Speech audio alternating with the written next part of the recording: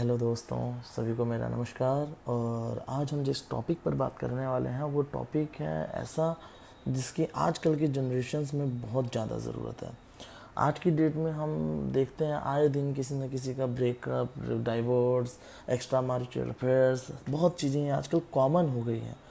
और कायदे से अगर आप इन चीज़ों को अगर आप नोटिस करेंगे तो आपको समझ में आएगा कि गलती कभी भी किसी एक एंड से नहीं होती, गलती हमेशा दोनों एंड से होती है।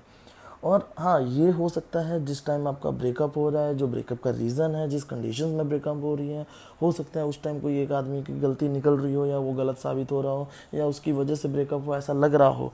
बट एक्चुअल में रियलिटी ये नहीं है। अगर आप देखोगे तो पुराने ज़माने में डाइवोर्स या ब्रेकअप्स और ऐसा कुछ नहीं होता था।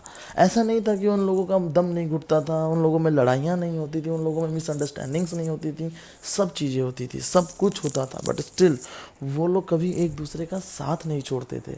इसके पीछे बहुत सारे रीजंस हैं। अगर आप आज की डेट में अगर आप देखने जाओगे, अगर अपने आप नेबर्स में, अपने फ्रेंड सर्कल में, अपने कोवर्कर्स में अगर आप ये चीज़ें नोटिस करोगे तो आपको समझ में आएगा। और उन चीज़ों को क्या है, गहराइयों से समझने वाली बात है।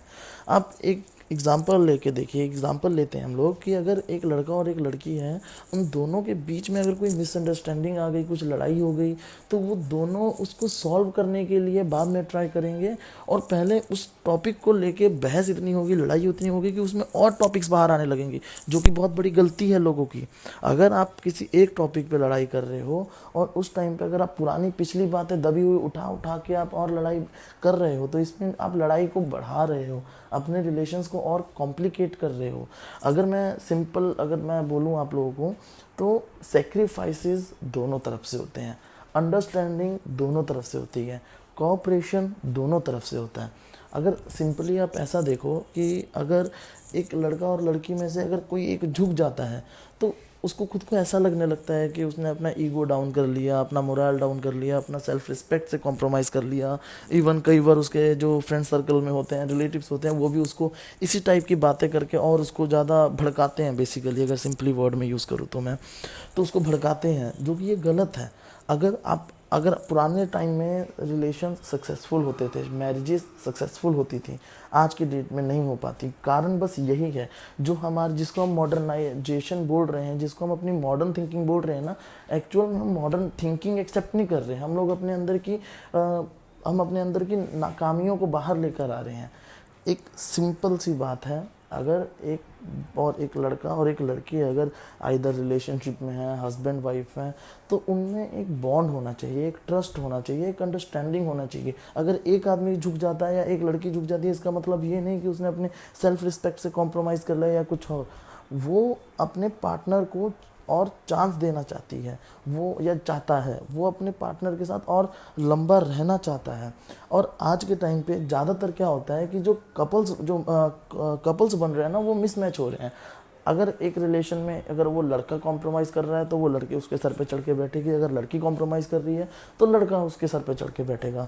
बेसिकली अगर आज के डेट में सबको ये हो गया है कि कोई बात नहीं, एक अगर आ गई है वो चली या आ गया है, अगर वो चला भी जाएगा या चली जाएगी तो दूसरा कोई आ जाएगा, आ जाएगी।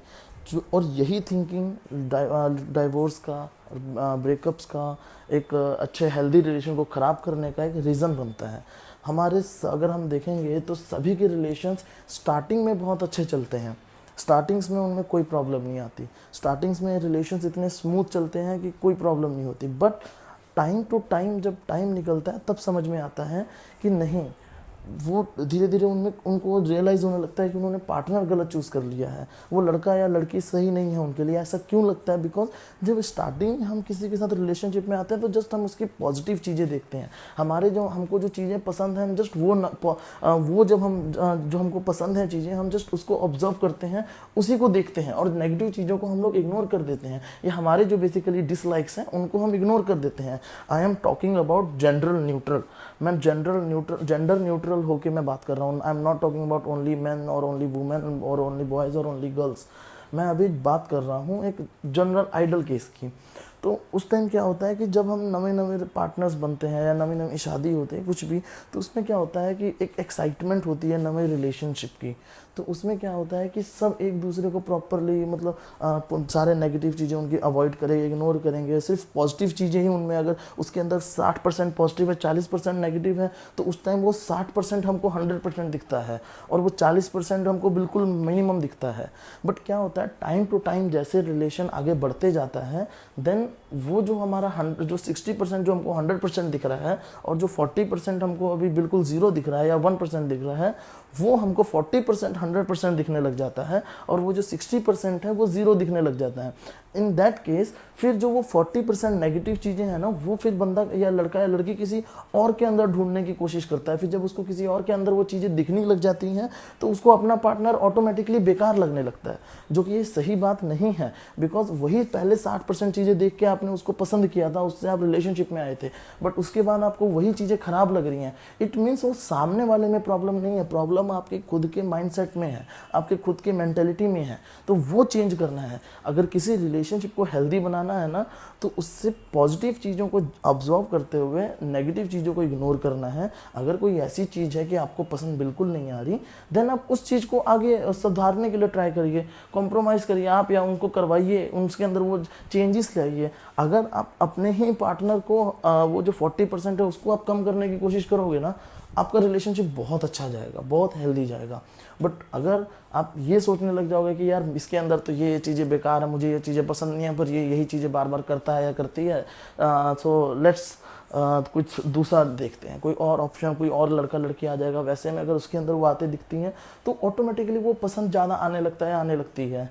तो वो जो चीज़ है ना, उसको अगर आधा आज के डेट में अगर हम लोग कम कर दें तो काफ़ी रिलेशंस उससे हम बच सकते हैं। और अगर इसी चीज़ के बारे में दोस्तों अगर और जानना है तो आप प्लीज़ कमेंट करके बताइएगा। मैं इस पे और वीडियोस हैं, मेरे पास बहुत सारे टॉपिक्स हैं, बट जस्ट नवा चैनल स्टार्ट किया है। I am not sure that लोगों को ये चीज़ें पसंद आएंगी या नहीं आएंगी। तो ये जस्ट एक छोटा सा चैनल का ट्रेलर कह सकते हैं। अगर ये चीज़ें पसंद आई तो मैं इसके ऊपर प्रॉपर लॉन्ग वीडियो बनाऊंगा, एक्सप्लेन करके बनाऊंगा कि ये चीज़ें उस टाइम आप लोगों को पक्का मेरी अगर बातों से इफेक्ट नहीं दिखा, आप मुझे कमेंट्स में बता सकते हैं। But I am damn sure मैं जो चीज़ें बताऊंगा वो पक्का आप लोगों को पसंद आएंगी। बट उसके लिए आप लोगों को भी मुझे सपोर्ट करना पड़ेगा। एक बार आप लोग मुझे कमेंट करके बता दीजिए कि आप अगर मुझे कोई स्टार्टिंग में, अभी मेरा नवा चैनल है, मुझे अगर 10 लोग भी ऐसे मिल गए जो विलिंग हैं उस टॉपिक्स को जानने के लिए, आइदर लड़का लड़की कोई भी, मैं आप लोगों को ऐसे ऐसे टॉपिक्स में चीज़ें एक्सप्लेन करूंगा कि अगर आपका रिलेशन एकदम बैड फेस में भी चल रहा है ना, तो वो एकदम हेल्दी रिलेशन बन जाएगा। और इवन आप ही नहीं, अगर आपका पार्टनर भी है, ज़रूरत पड़ने पे आप उसको भी मेरी वीडियोस दिखाएंगे तो वो भी अपना माइंडसेट चेंज कर देगा। I am damn sure about that. मैं अपने पर्सनल लाइफ में ये चीज़ें बहुत अप्लाई कर चुका हूँ, बट अब सोचा कि एक बार यूट्यूब पे भी इसको ट्राई किया जाए। बट हाँ, उसके वो आप लोगों के सपोर्ट के बिना नहीं हो पाएगा। अदरवाइज़ मैं वीडियोज़ बनाता रहूँगा और वो कोई देखेगा भी नहीं, तो कोई मतलब नहीं है टाइम वेस्ट करके। तो अगर कोई देखना चाहता है तो प्लीज़ आप कमेंट करिए। बाकी इस वीडियोज़ को कैसे आगे मैं बढ़ाऊँगा वो मेरे पे छोड़ दीजिए।